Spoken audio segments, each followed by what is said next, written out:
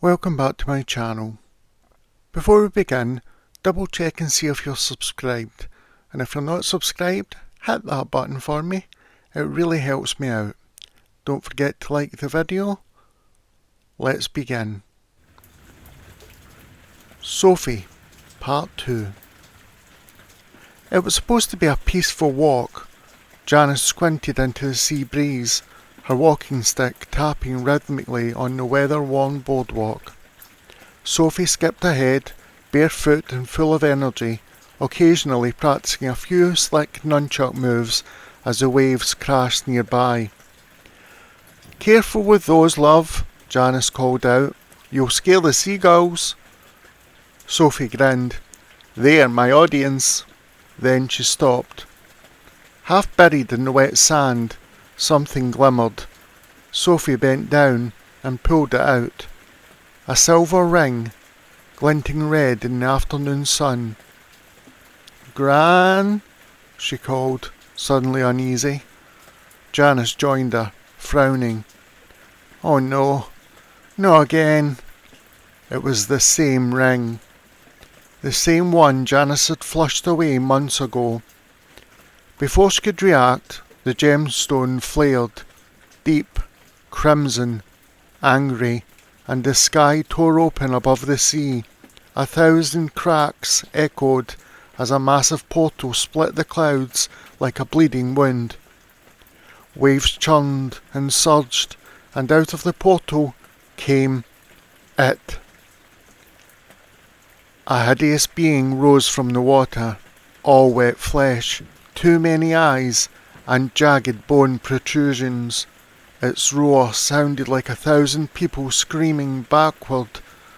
Around it, dozens, hundreds of black-clad ninjas burst through the rippling veil behind it, landing on the beach in perfect silence. Sophie stepped in front of her grandmother. "Not today."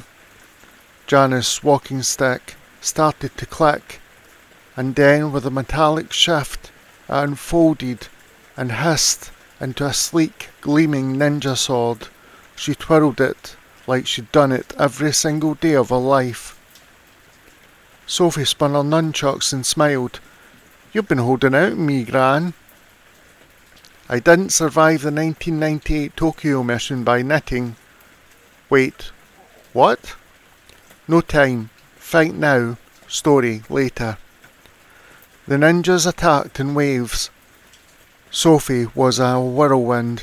Her nunchucks whirled and snapped with crackling precision, catching incoming blades, knocking attackers unconscious, and flipping them like rag dolls into the surf of the sea. She flipped, ducked, and kicked with the focus of a martial artist beyond her years. Janice, meanwhile, moved like a ghost, her blade humming with energy. With every graceful swipe, shadow ninjas vanished in puffs of dark smoke. She moved between them like water, dodging and striking with the precision of someone who'd spent a lifetime preparing for this final fight. The monster stepped forward. Its mouth was gaping. Tentacles flailed outward, knocking over entire dunes. The ring pulsed in the centre of its chest. "We have to destroy the ring," Janice shouted. "How?" "It's fused to its heart.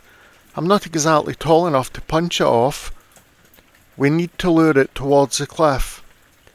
Sophie nodded, sprinting forward, flipping over a wave of ninjas. "Hey, seaweed head!" she screamed, twirling her nunchucks.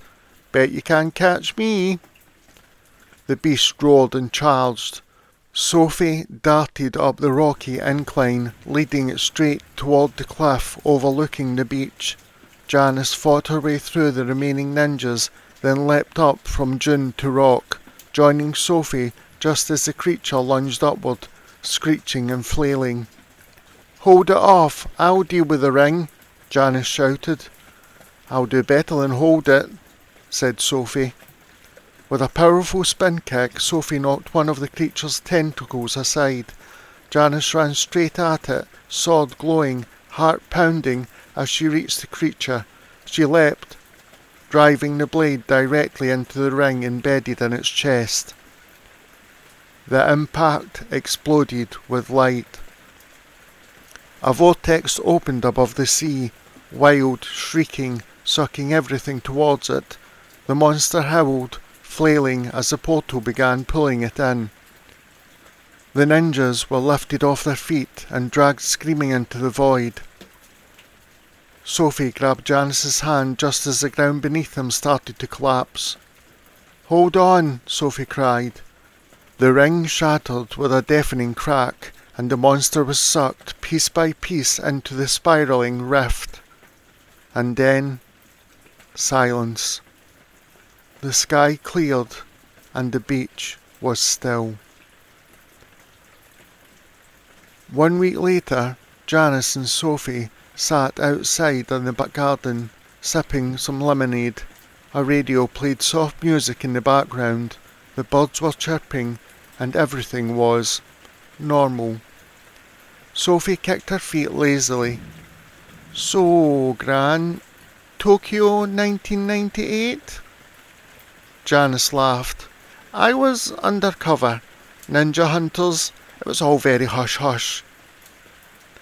"You are the coolest grandmama ever." Janice raised her glass. "To the end of cursed rings and evil portals." Sophie clinked hers. "And to the best team ever." As the sun began to set, they both smiled. The ring was gone, the evil was sealed, the world was safe, for good this time. And if the darkness ever returned, well, it wouldn't stand a chance. That's all for this evening. Sweet dreams.